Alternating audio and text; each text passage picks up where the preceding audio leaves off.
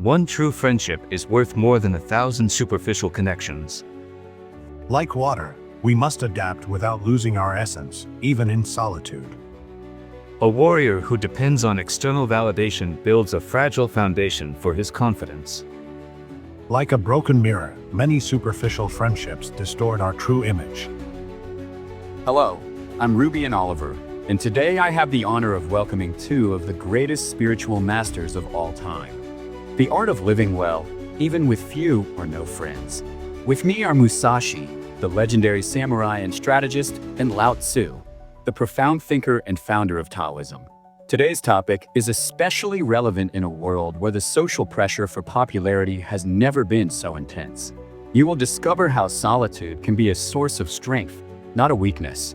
We will explore the transformative power of self-knowledge, understand the difference between loneliness and isolation, and learn how to build truly meaningful relationships. Get ready for a fascinating journey where we will discover that true security comes from within, that quality surpasses quantity in relationships, and how to find peace in your own company. Let's start with a question that deeply touches our human experience. Musashi, is the need for social approval a prison we build for ourselves, or a fundamental human instinct? Look, Rubian, that's a fascinating question that affects us all. The need for social approval is, in fact, something that is part of our own human nature. It has always been crucial for our survival to live in community and be accepted by the group. It's like our social DNA, so to speak. But here's the interesting point. When this natural need gets out of control, it can turn into a true prison. Let me give you an example. Imagine a swordsman in a performance. If he becomes more concerned with impressing the audience than executing his technique accurately, he will likely lose focus and end up compromising his performance. The same happens in life. When we lose ourselves trying to please others, we lose our essence. True mastery lies in finding the balance between being socially accepted and maintaining our authenticity. It's like dancing between two worlds, that of belonging and that of personal truth. What an interesting analogy of the swordsman, Musashi. And you, Lao-Tzu? How do you see this dynamic between social approval and personal freedom? I see this as a profound reflection of human complexity, Rubian. It's true that we naturally seek belonging and recognition. That's part of who we are. But it's interesting to note how this search can turn into a trap that distances us from our essence. It's like water. It has the ability to adapt to any container, but it never loses its essential nature. We also need to learn to relate to the world without losing who we really are. True freedom is not about gaining the approval of others, but about finding a deep understanding of ourselves. The secret lies in this delicate movement between seeking acceptance and knowing when we need to let go of it, allowing our essence to shine naturally without depending on others' judgment. It's amazing how the two perspectives complement each other. While Musashi brings us the perspective of balance through the swordsman metaphor, Lao-Tzu shows us the necessary fluidity through the water analogy. Both remind us that there is a subtle dance between belonging and being authentic. Now let's explore an intriguing question that many of us face. Musashi, is solitude the price of true self-confidence, or a sign that we are isolating ourselves from the world? Well, Rubian, this is a question that deserves careful analysis. In my experience, solitude plays a fundamental role in developing self-confidence. It's like Musashi taught us, these moments of retreat are essential for us to better understand our own journey and life strategies. Imagine a craftsman dedicated to this craft. He needs moments of concentration to perfect his technique, but he also needs to share his art with the world. Similarly, constructive solitude allows us that necessary introspection without completely disconnecting from the outside world. The crucial question is how we utilize these solitary moments. When solitude serves as a tool for growth and self-knowledge, it becomes a valuable investment.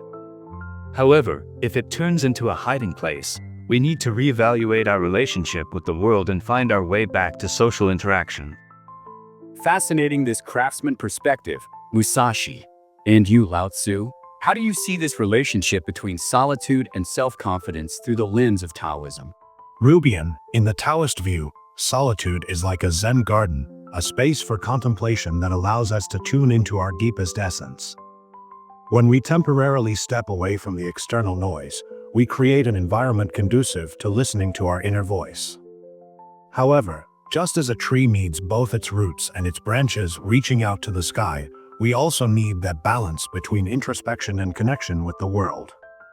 True wisdom lies in cultivating an internal space of quietude without losing the bond with the flow of life around us. It is through this dance between solitude and companionship that our self-confidence strengthens authentically, allowing the virtues developed in solitude to naturally blossom in our relationships and in community life. What a wealth of perspectives!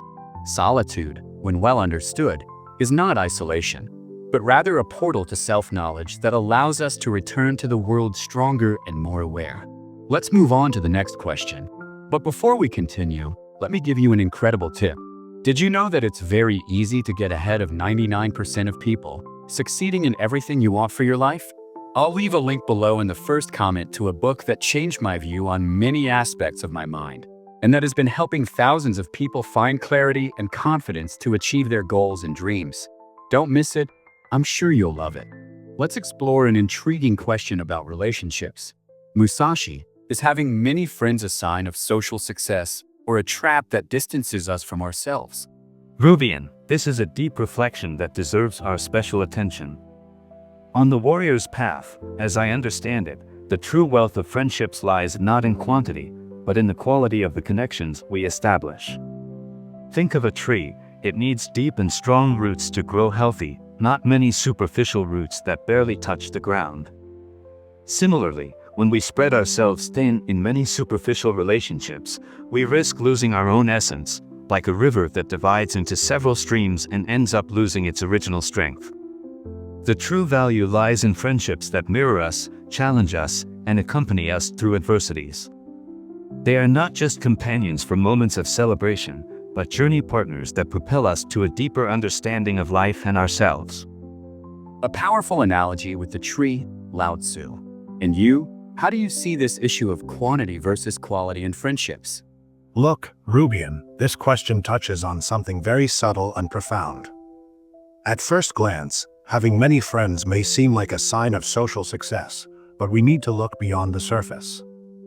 Imagine a broken mirror. It can reflect many images, but none of them are true. When we lose ourselves in the pursuit of quantity in relationships, we risk fragmenting ourselves, losing touch with our authenticity amidst the expectations and demands of so many people. True friendship should be a space of acceptance where we can be genuine, without masks. The wise one recognizes that it is in silence and contemplation that we find true understanding, even in the relationships we build. Notable how both emphasize the importance of depth in relationships. The metaphors help us see that quantity does not always mean quality when we talk about human connections. And for you who are noticing the quality of this conversation and the depth and importance of what we are discussing here, please help us by leaving your like and also comment on what you would like to see here on our channel. I sincerely appreciate your help. We now come to a very relevant question about relationships. Musashi, is a life with few deep friendships richer than a life surrounded by many superficial acquaintances? Rubian, this question is fundamental for us to understand the true value of human connections. The richness of a life is not measured by the quantity of social conveniences, but by the depth of the connections we establish. Think of a samurai who stands out not by the number of battles won, but by the unwavering loyalty of a single comrade by his side. One true friendship, built on trust and mutual understanding, has immeasurable value. In contrast, surrounding oneself only with superficial acquaintances is like piling loose leaves in the wind, fragile and unstable. Interactions become empty, lacking the true essence that nourishes our soul. A deep connection challenges us, makes us grow, and serves as a mirror reflecting our own nature.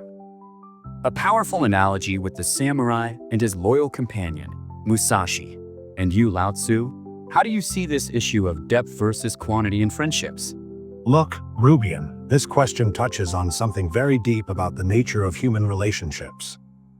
Imagine a flowing river, where its waters intertwine and nourish the life around it. This is a deep friendship, where mutual understanding, trust, and support become the currents that sustain the health of the relationship. When you commit to true friendships, these interactions become a safe space for vulnerability and mutual growth.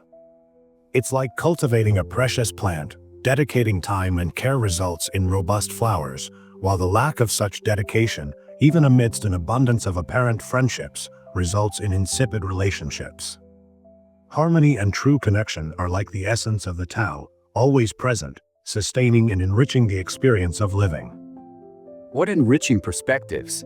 The metaphors of the river and cultivation show us that true wealth lies in depth, not quantity.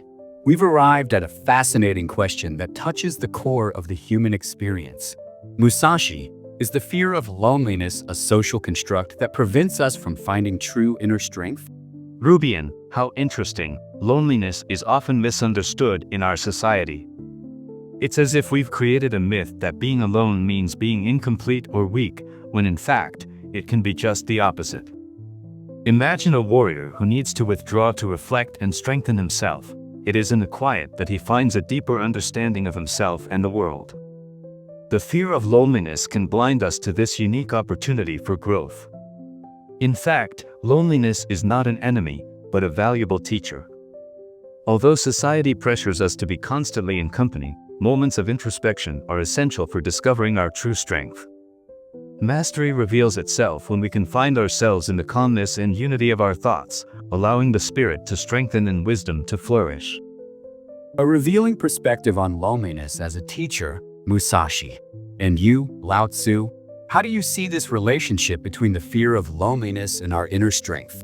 Rubian, in fact, this fear is like a fog that prevents us from seeing our own essence. In today's culture, we are so immersed in valuing the collective and social interactions that we can lose sight of the precious value of silence and introspection. Water teaches us a valuable lesson.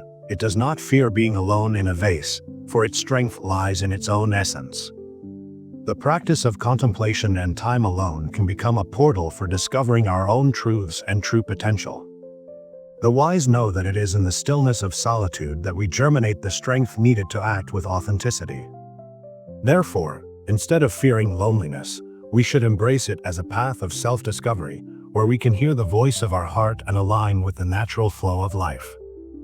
Extraordinary how both views show us that loneliness, far from being a weakness, can be our greatest source of strength and wisdom when embraced with understanding.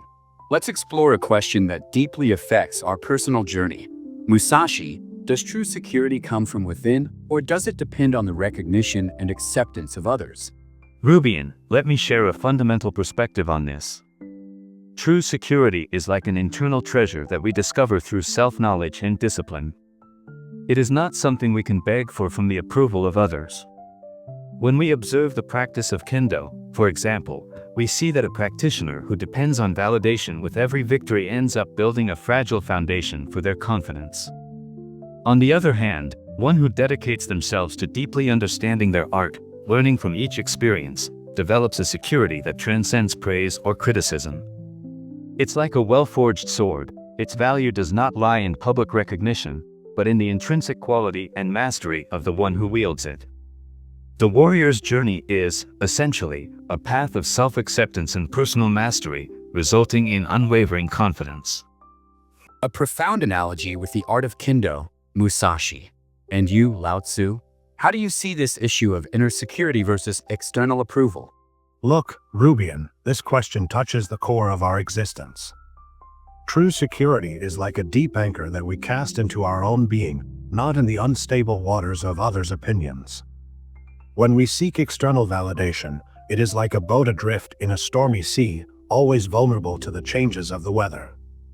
But when our security is anchored in solid internal principles, we find stability even amidst the storms.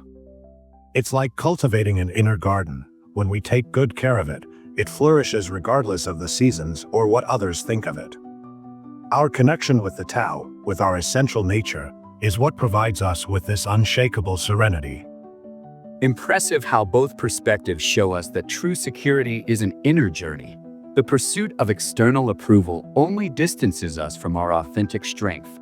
Let's address a question that many of us silently ask ourselves. Musashi, is it possible to be happy and fulfilled even without having a large social circle? Rubian, this question touches on something very profound. True fulfillment is not tied to the size of our social circle, but to the depth of the connections we cultivate. Think of a samurai who, throughout his journey, maintains few friends, but those who remain by his side are loyal and truly understand his path. This intimacy and mutual trust often bring a satisfaction that crowds of acquaintances could never provide. True fulfillment comes from mastering oneself, from a deep understanding of one's passions, and from continuous practice. Solitude can be fertile ground for reflection and introspection, allowing you to connect with your deepest values and find your own center. What an enlightening perspective, Musashi. And you, Lao-Tzu, how does Taoism view this relationship between happiness and social circle? Rubian, Taoist philosophy teaches us that the true essence of happiness is rooted in connection with oneself and inner harmony, more than in external relationships. Think of a drop of water that is content to be part of the vast ocean. Its beauty and value do not depend on the size of the group it belongs to, but on its own quality and depth. When someone is able to cultivate a state of inner peace and appreciates the present moment, the need for external validation naturally diminishes. True contentment arises from discovering one's own virtues and talents, which can be explored in silence and introspection, like a sage reflecting in a tranquil lake. Happiness and fulfillment are states that spring from understanding, acceptance, and detachment, allowing you to feel complete in your own company. What beautiful reflections. Both perspectives remind us that quality surpasses quantity when it comes to human connections. True happiness resides in the authenticity of our relationships, whether they are few or many. We've come to a fascinating question about vital balance. Musashi, how can we harmonize the need for human connection with the transformative power of solitude? Rubian, this question is like the dance between water and earth. Each element has its essential role. Human connection enriches us through interactions, reflecting our fears and desires, while solitude offers us a sacred space for reflection and self-knowledge. Imagine a samurai who, after an intense battle, returns to his dojo. In the heat of combat, the voices and emotions around him can be overwhelming. It is at this moment that he seeks solitude, allowing himself to process the experience, understand his learnings, and reflect on his path. The key is to harmonize these moments. In relationships, we find support and inspiration. In solitude, we dive into ourselves, cultivating resilience and strengthening our spirit. It is a practice that should naturally integrate into our routines, always seeking understanding and connection with our essence. A profound analogy with the samurai, Musashi. And you, Lao-Tzu, how do you see this balance between connection and solitude through the lenses of Taoism? Rubian, it's like dancing between two forces that complement each other. The connection with others is like the roots of a tree intertwining in the soil, nourishing and sustaining us. Solitude is the fertile ground where reflection and self-knowledge flourish. In the quiet, we find the subtle truth that makes us realize that the deepest connection begins within us. When we allow ourselves this space, the noises of the world quiet down, and we make room for ideas and inner peace. Wisdom lies in finding this rhythm, moments of presence with others balanced with periods of introspection. This harmonious dance is the true integration of life, where we learn to be a blessing to others while nourishing ourselves in the calmness of our own being. Impressive how each perspective illuminates a different aspect of this dance between connection and solitude. A fulfilling life seems to reside precisely in this delicate balance. A question that has troubled many people today. Musashi, is the social pressure to be popular and extroverted a threat to our individuality and well-being? Rubian, this is a delicate question that deserves our attention. The pressure to conform to standards of popularity and extroversion can indeed become a significant threat to our well-being when it diverts us from our true nature. Imagine a swordsman trying to fight with his opponent's sword, just to be the highlight of the battle. He may momentarily impress others, but he ends up denying his own technique and style. The similarity to social pressure is clear. Many feel compelled to adopt behaviors that do not resonate with who they truly are, just to be accepted. On the path of self-improvement, uniqueness is a core value. A truly effective fighter is one who knows himself, understands his weaknesses and strengths, and is not afraid to present himself as he is. Therefore, we must cultivate our own individuality and find peace in being authentic, establishing a state of firm attitude that liberates our true being. A powerful analogy about authenticity, Lao-Tzu. And in your view, how does this social pressure affect our essence and well-being? Look, Rubian, when people are pushed to act contrary to their nature, something precious is lost, the essence of being authentic. It's like a flower in a garden. Each one, with its unique colors and fragrances, contributes to the beauty of the space. If you strive to become something you are not, like a plant trying to change its nature, you end up suffocating your true beauty.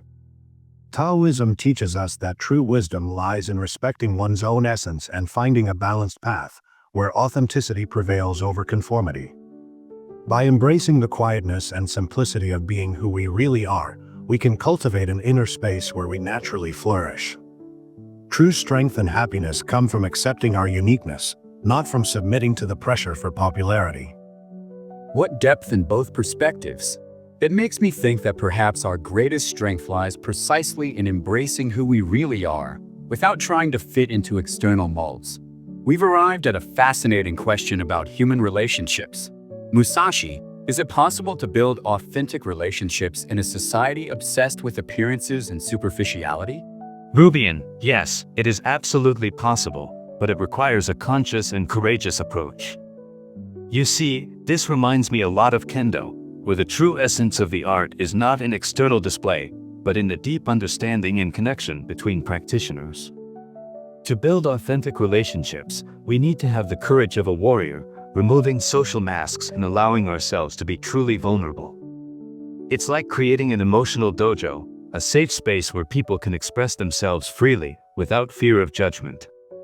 Authenticity requires discipline and patience, but it is the only way to forge true bonds that withstand the pressure of appearances.